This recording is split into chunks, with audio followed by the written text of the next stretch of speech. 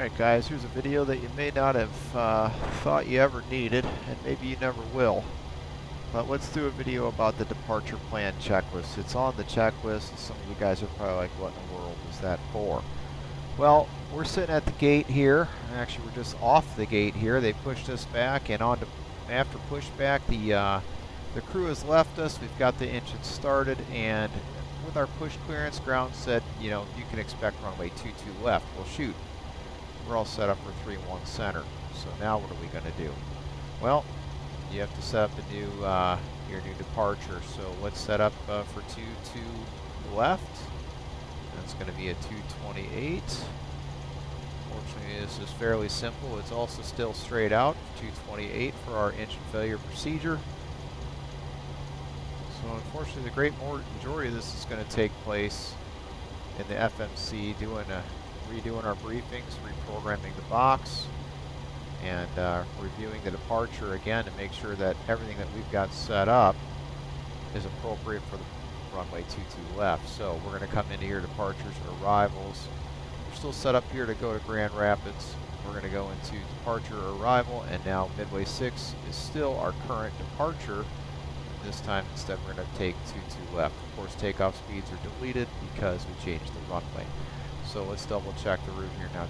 22 left, Southwest 2176. Our route is now the Midway 6 still with a vector to get Pursuito and then on to the airport. So really nothing has changed there. Luckily the Midway 6 out of Chicago is pretty standard. The only thing that's really going to change there is the heading. We still have 3,000 feet for our clearance, and we still have a 250 knots until advised. So in terms of our briefings, they're not going to change much. We'll go over that here in a second. Let's just get this set up for now. Alright, our weights didn't change in our PWB data. All we would really review is essentially we would start at the N1 because the weights haven't changed. We're already off the gate. So all that's going to change is we're going to have the PWB data up for that particular runway, say 22 left, and then we're going to reset or make sure that our data matches on the CDU for the actual aircraft performance. So perhaps PWB then said you'd have a 45/27 with a climb 2, so we would essentially just program that, make sure we've got 22 left. We'd reset our trim, reset our speeds according to whatever the data gave us. So in this case 135, VNAV is armed. We're doing a heading select off the 22 left to 228. Most of the time off the 22 left, unless you're going west, you might get a 250 heading. In the case if you're going south or even east, you may even get like a 130 heading. So we'll just set 130 just in anticipation of that. One thing to note too, you're off the gate, and you may have already selected flaps, and for that matter, you may have pushed off the gate, called for taxi, and they gave you the change. And the PWB data may even give you a different flap setting. So let's say in this case flaps 5. So let's go ahead and run through this process again here. 6.45, awfully dang close. 125, 127, 131. That changed slightly, and also the flaps have changed. So we're going to have to make sure that we do that as well. The way we do this, once we've got everything set up on the MCP, the box is set up, we'll go through the briefings again. So the back side of the checklist, we'll run through the briefings real quick. Captain, we're just going to hit the highlights here, what actually changed. The only thing that really changed, our runway conditions haven't changed, RTO considerations haven't changed. The clearance has changed ever so slightly. Now we're off at 22 left instead of 31 center. We might just briefly mention that it's a 228 heading, straight out runway heading now for 22 left. Really nothing much else has changed. We don't have a required climb gradient off of 22 left any more than we did 31 center. Engine out turn procedure straight out. The star transition, that's all going to be part of our arrival briefing. So we're essentially ready.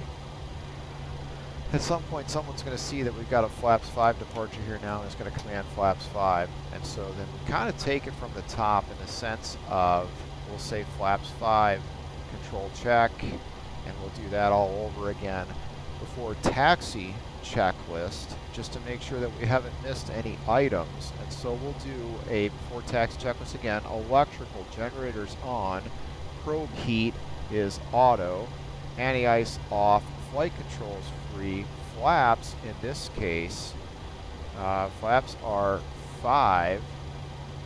CDU 5 indicates 5 with the green light. Transponder, TARA, and flight deck windows close and locked. Now, we'll do the departure plan checklist, and that is FMC, programmed, briefings complete, N1s, 45/27, reduced set, runway, 22 left, set, flaps, PWB 5, CDU 5, indicates 5, green light, V speeds, 125, 127, 131 is set, stab trim, 6.4 set, and cleanup altitude, 1620 set. Departure plan checklist is complete.